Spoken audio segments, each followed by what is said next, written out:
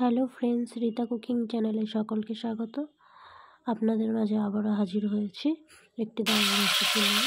তো আজকে আমি বানাবো ব্রাম্পেট মাছ। তো বন্ধুরা, এখানে আমি নিয়ে নিয়েছি দুটো 700 ওজনের ব্রাম্পেট। আর এটা আমি দীঘায় ঘুরতে গিয়েছিলাম, সেখান থেকে পিস হয়েছে মাছটা। ভালো করে দুটো মাছ 700 গ্রাম ওজন। 700 না, 700 একটু কম, পড়লে 700 ধরো। আর দিয়ে দেবো একটা করে করেছে 3 পিস। আমরা তো বড় করে করেছি নাই, আরো পিস হতো। ওই যে পেটির মাছগুলো তো বড় বড় 100 গ্রাম করে ওজন থাকে ভালো। অনেক কিছু নিয়ে এসেছিলাম, বাট আমি ছোট পিস ভালো লাগে। আমি কাঁকড়া, ইলিশ, ব্রাম্পেট সবই নিয়ে এসেছিলাম, কিন্তু দেশের মধ্যে আমাদের যে দীঘার যে হোটেল আছে ওই সামনেই পেটিটা ভেঙে গেছিলো, সেজন্য সমস্ত কিছু নষ্ট হয়ে গেছে। তো যাই হোক, এখানে আমি মশলার জন্য নিয়ে নিলাম কাজু পোস্ত, আর এখানে নিয়ে নিয়েছি কালো সর্ষে। কালো সর্ষেটাকে আমি খুব ভালো করে বেটে নেব। তো বন্ধুরা, দেখতেই পাচ্ছেন কালো সর্ষেটাকে আমি ভালো করে বেটে নিয়েছি। এবার আমি একটু সামান্য জল দিয়ে আঙুল দিয়ে ঘুরিয়ে ঘুরিয়ে আর কি সর্ষের কাঁচটা বের করে নিচ্ছি। সর্ষের খোলাটা আর কি আমরা এখানে নেব না, কারণ সর্ষের খোলাতে পেট গরম করে, পেট খারাপ হয়, সেই কারণে ওটাকে ফেলে দেবো। এবার আমি পোস্ত আর কাজুটাকে বেটে নেব। তো আমি এখানে সমস্ত মশলা শিলেই করছি, আর কি শিলে বাটলে টেস্টটা আর কি বেড়ে যায়। সমস্ত মশলা আমি বেটেই নিয়েছি, দেখতেই পাচ্ছেন, কাজু, পোস্ত আর এখানে সর্ষে। আর এখানে আমি টমেটোটাকে দেখতেই পাচ্ছেন ঘষে নিয়েছি, আর এখানে নিয়ে নিয়েছি কাঁচা পাকা লঙ্কা। এবার গ্যাসটা অন করে নেব। তো বন্ধুরা, দেখতে পাচ্ছেন গ্যাসটা অন করে আমি কড়াইটা চাপিয়ে দিয়েছি। কড়াইটা দিতে সেই কারেন্ট গেছে তো গেছে। এবার আমি দিয়ে দিলাম পরিমাণ মতো, ঘন্টাখানিক হয়ে গেল না আসার নাম করে না। তো তেলটা গরম হয়ে গেছে, এবার আমি একে একে মাছগুলো ছেড়ে দেবো।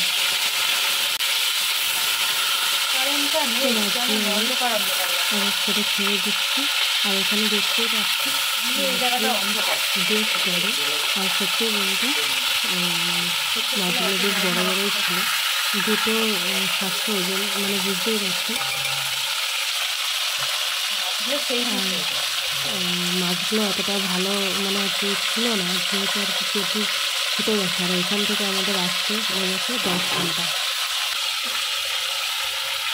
সেই মাছগুলোকে আমি উল্টে পাল্টে ভেজে নেব।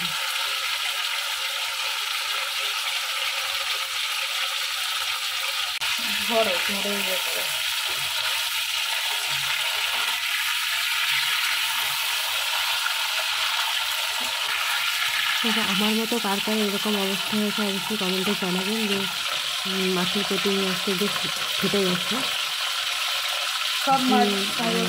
খুবই খারাপজনক একটি বিষয়, একটি দুঃখজনক। তো এখানে মাছগুলোকে আমি উল্টে পাল্টে ভেজে নিচ্ছি।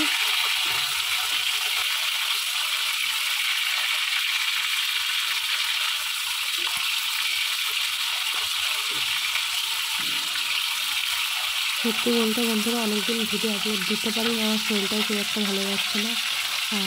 যেহেতু প্রচণ্ড পরিমাণে ঠান্ডা পড়ছে আর কি, ওয়েদার চেঞ্জের জন্য শরীরটা খারাপ হচ্ছে। তো মাছগুলো ভাজা হয়ে গেছে, আমি মাছগুলোকে তুলে নিচ্ছি।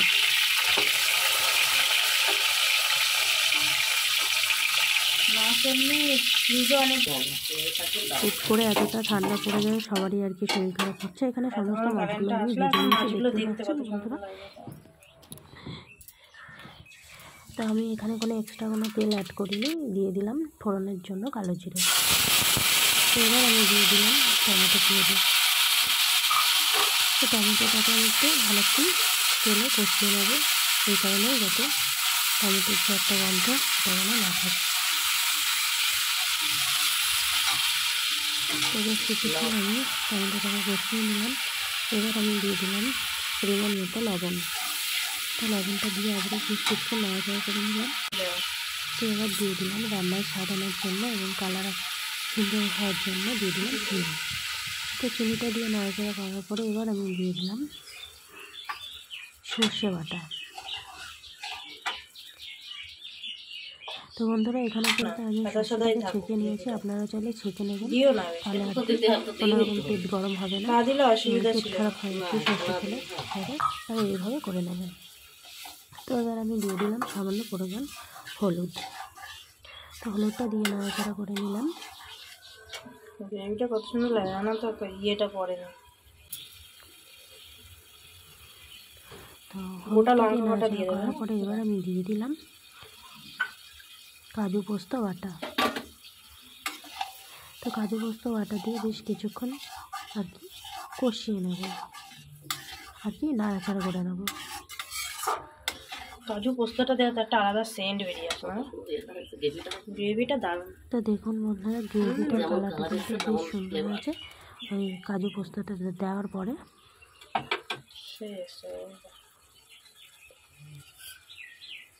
এবার আমি দিয়ে দিলাম সামান্য পরিমাণ জল, নামমাত্র আর কি।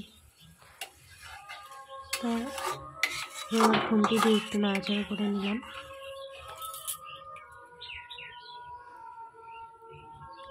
তো বন্ধুরা পমফ্রেট মাছ এইভাবেই আর কি ভালো লাগে বেশি, আমার কাছে এইভাবেই বেশি ভালো লাগে। তো আপনাদের কাছে কীরকম ভালো লাগে অবশ্যই কমেন্টে জানাবেন।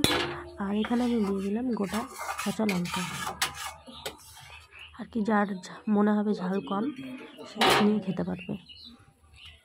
তো এখানে ফোনে জাল উঠে গেছে, দেখতেই পাচ্ছেন। আমি ভেজে রাখা মাছগুলো এক এক করে দিয়ে দিচ্ছি।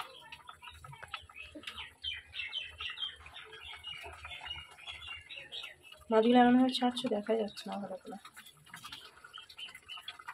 তো মাছগুলো সমস্ত মাছগুলো দিয়ে বেশ কিছুক্ষণ একটু ফুটিয়ে নেব।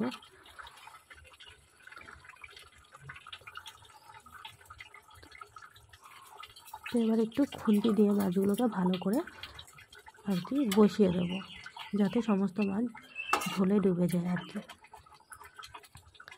সমস্ত মাছের মধ্যে নুন ঝাল পারফেক্টলি ঢোকে।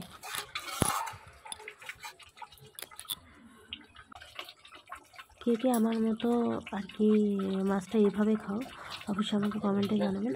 আমার বেশিরভাগ মাছ যে কোনো মাছই সর্ষে পোস্ত কাজু বাটা দিয়েই বেশি ভালো লাগে, আমার ভীষণ ভালো লাগে।